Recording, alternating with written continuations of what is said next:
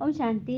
आज प्यारे मीठे बाबा की मुरली मंथन की डेट है 21 अप्रैल 2023। तो आज मीठे मीठे बाबा अपने बच्चों से कह रहे हैं फिर से, मीठे बच्चे, हर एक के सिर पर अनेक जन्मों के विकर्मों का बोझा है, हिसाब किताब की भोगना है, जिसे योग बल से ही चुकतो करना है। तो हर एक आत्मा के सिर पर अनेक जन्मों के विकर्मों का बोझा है, वही तो हमारे सामने विघन बनकर आते हैं। तो उन हिसाब किताब को भोगना है, उसे चुकता करना है, पहले से स्वीकार करना है, फिर चुकता करना है। और चुकता होगा योग बल से, जो भगवान हमें बैठ सिखाते हैं, है ना। और कहते हैं ना कि मनुष्य की मानवता उसी वक्त नष्ट हो जाती है जब उसे दूसरों के दुख पर हंसी आने लगती है। ये कितना बड़ा विकर्म है, पूछा है ना, क्योंकि मनुष्य अपने स्वभाव संस्कार से ही तो फंसता है। हाँ, एक समय आता है ना, डॉक्टर भी कहता है कि दवा के साथ साथ कुछ परहेज जरूरी है। तो भगवान हमें ज्ञान की दवा तो दे रहे हैं, लेकिन परहेज क्या करनी है? संकल्पों की परहेज। यदि एक नेगेटिव संकल्प भी चल गया, हाँ, तो ये बीमारी, हमारी आत्मा की बीमारी जल्दी ठीक नहीं होगी। तो संकल्पों पर वर्क करना है कि क्या संकल्प हमारे मन को शक्ति देगा और क्या हमें शक्ति को क्षीण करेगा। प्रश्न है, पिता समान किस बात में साक्षी बनना है? उत्तर, जैसे बाबा को किसी भी बात का अफसोस नहीं होता, बल्कि बच्चा बीमार पड़ता, कुछ भी होता है, बाबा साक्षी होकर देखते हैं। ऐसे तुम बच्चे भी साक्षी बनो। इस पुरानी दुनिया से, पुराने संस्कारों से बुद्धि हटा दो। हर एक का कर्म भोग अपना अपना है। आत्मा ने जो उल्टे कर्म किए हैं उसकी भोगना उसे भोगनी है, इसलिए साक्षी होकर देखते रहो। बाबा कह रहे, आत्मा ने जो कर्म किए हैं, जो विकर्म किए हैं, वो तो उसे इस जन्म भोगना ही है। हाँ, भगवान ज्ञान से उसको शक्ति देते हैं ताकि वो जल्दी जल्दी पूरा कर ले, लेकिन आना तो है। अब किसी मोबाइल पर मैसेज सेंड हो गया और हमने फोन बंद करके रखा है, सेंड हो गया तो वो तो चल चुका है। जब भी हम फोन खोलेंगे, जब भी कुछ होगा, तो मैसेज तो पहुंचना ही पहुंचना है, उसे कोई नहीं रोक सकता। उसी तरह से कोई भी संकल्प विकल्प हम चला दिए, कुछ बुरा सोच लिए, हाँ, और कहते हैं ना कि आज नजर और नसीब का कुछ ऐसा ही इत्तेफाक है कि नजर को अक्सर वही चीज पसंद आती है जो नसीब में नहीं होती है ना। हमारा मन बुद्धि वही पर टिक जाता है जो कि हमें नहीं मिला है। जितना कुछ मिला है वहां पर तो बुद्धि जाती ही नहीं वहां पर। ये बाबा कहते हैं, जैसे मैं साक्षी होकर सब कुछ देखता हूँ, कौन किस्मत वाला है, कौन क्या है, कौन ऊंचा कौन नीचा, कौन अमीर और गरीब, भगवान ये नहीं देखते रोग शोक। भगवान बस आए हैं विधि बताने। अब चॉइस हमारी है कि किस रीति से चलना है। गीत है, यह वक्त जा रहा है। ओम शांति।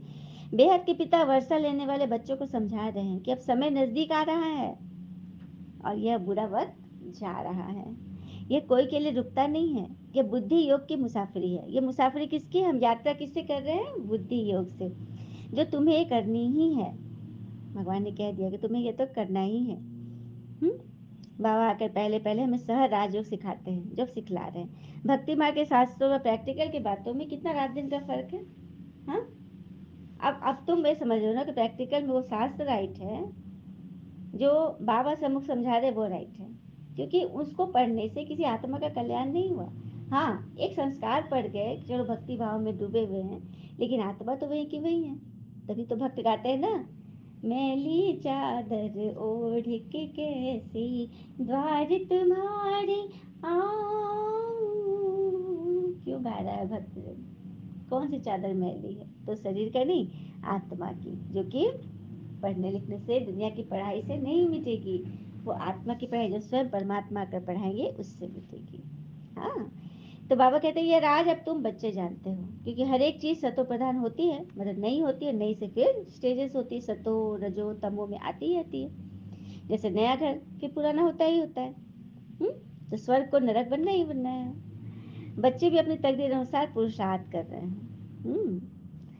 बाबा कहते हैं मुझे किसी बात का कोई दुख नहीं होता, मैं साक्षी हो देखता हूँ, मुझे अफसोस नहीं होता, मैं फंसता नहीं हूँ, मैं रोता नहीं हूँ। तो तुम बच्चों को भी ऐसे करना है। साक्षी होकर सबसे पहले अपने पार्ट को देखो कि मेरे अंदर क्या कमी कमजोरी है, उसको निकालो। हाँ, उसको निकालो, क्योंकि आज आज सबकी नजर ऐसी हो गई है कि किसी ने सही कहा है कि इंसान तीन ही अच्छे होते हैं, एक जो मर गया, दूसरा जो पैदा नहीं हुआ, और तीसरा जिसे हम जानते नहीं। मतलब आज यहाँ किसी से किसी को कोई मतलब नहीं है, बिल्कुल मतलब नहीं।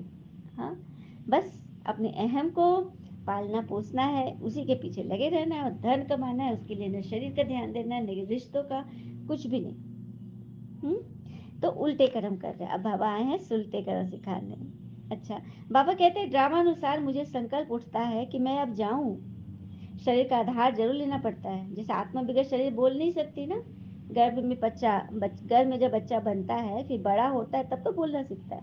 लेकिन बाबा तो आते हैं बड़े शरीर में, ब्रह्मा पिता बूढ़े शरीर में 60 वर्ष की अवस्था थी उसमें आते हैं ना, तो बोलने लगते हैं। बच्चे में आते तो फिर उनको भी सीखना पड़ता। फिर बाबा कह रहे कि मैं आता तुम्हें दुखों से लिबरेट करने। सब तरफ दुखी दुख है, त्राही त्राही कर रहे हैं। जो देवी देवता धर्म के हैं उनको आकर मैं पढ़ाता हूँ। बाबा ने साफ कह दिया, मैं उन्हीं को आकर पढ़ाऊंगा जो देवी देवता धर्म के हैं। कि बाबा कहते कि उन सन्यासियों के लिए ऐसे नहीं कहेंगे कि पुरुषार्थी सन्यासी है, उन सन्यासियों को पुरुषार्थी नहीं करेंगे। उन्होंने तो घर बार छोड़ दिया और नाम पड़ गया सन्यास, अर्थात घर का त्याग किया, न्यास कर लिया। तुम भी सन्यासी हो, तुम भी योगी हो, लेकिन तुम क्या छोड़ते हो? बोलो तो घर बार छोड़े हो तुम, अपनी कमी कमजोरियां छोड़, अपने विकार छोड़ रहे हो।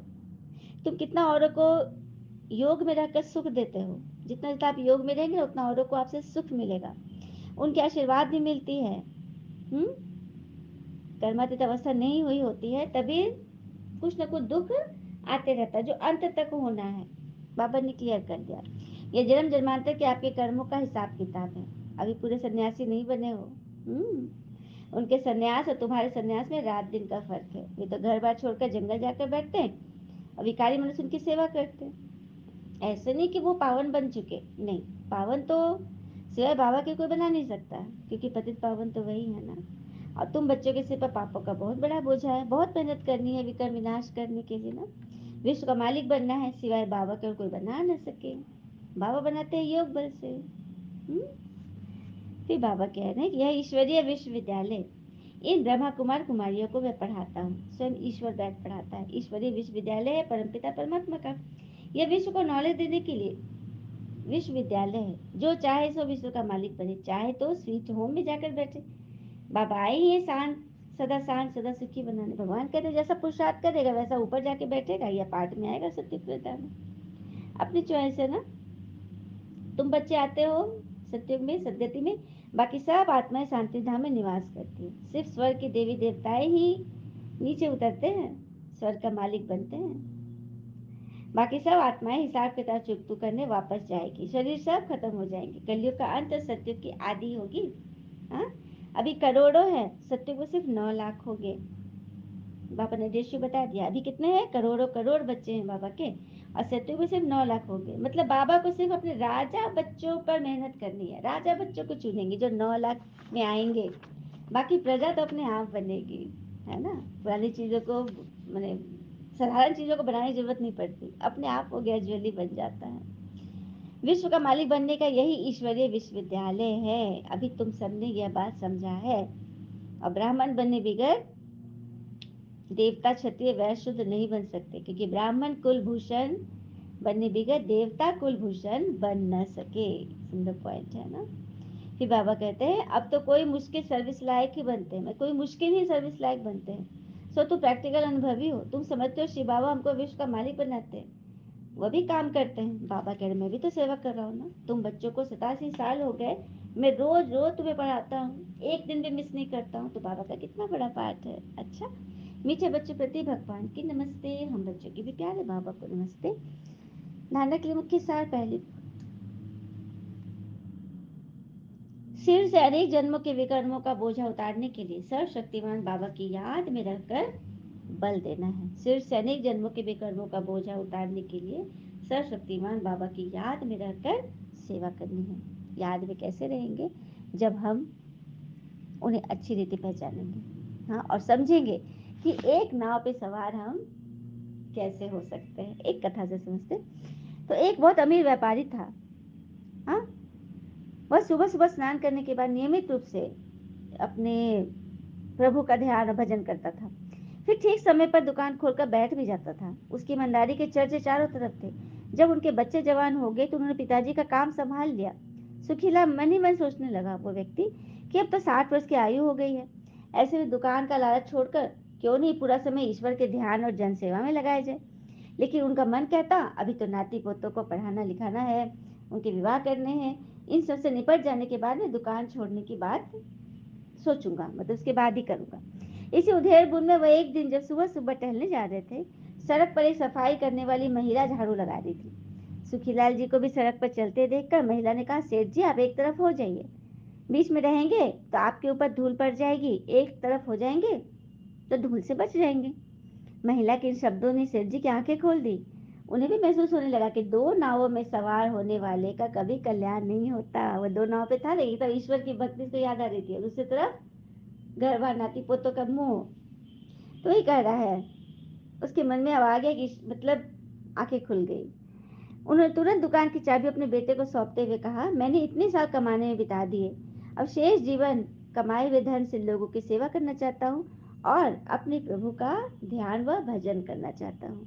यह सुनकर उनके बेटे को बुरा तो लगा, लेकिन परिवारजनों ने सुखीलाल को सभी दायित्व से मुक्त कर दिया। कुछ दिनों में सुखीलाल भक्ति और सेवा में डूब चुके हैं। कहानी में क्या सीख देती है कि मनुष्य जन्म में संभावना है।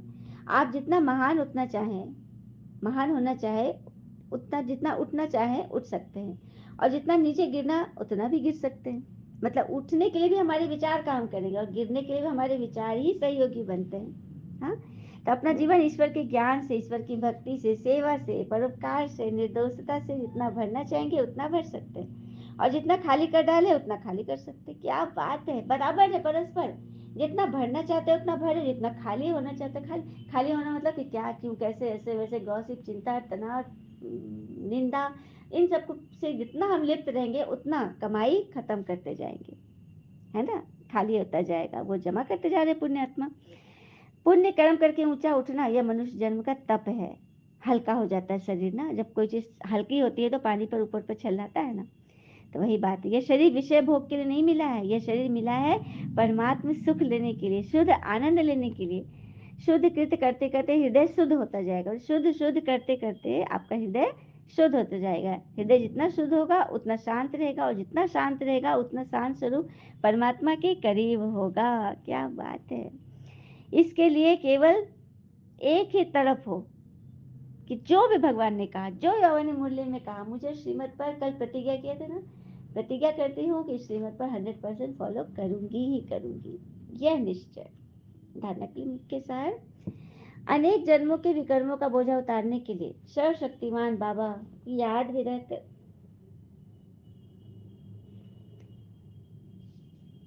अपने विकर्म चुकता करने हैं। दूसरी पॉइंट, सर्व को सुख दे आशीर्वाद लेनी है, श्री श्री के शेष मत पर चल पूरा संन्यास करना है। इस क़यामत के समय में सबसे बुद्धि को तोड़ देना है, मतलब व्यर्थ बातों में नहीं जाना है, और पुरानी दुनिया का, पुराने संस्कारों का संन्यास करना है। वरदान है, बाबा का वरदानी हाथ हमारे सर पर। बाबा कह रहे, मास्टर नॉलेजफुल बन, 5000 वर्ष की जन्म पत्री को जानने वाले स्वदर्शन चक्रधारी भव।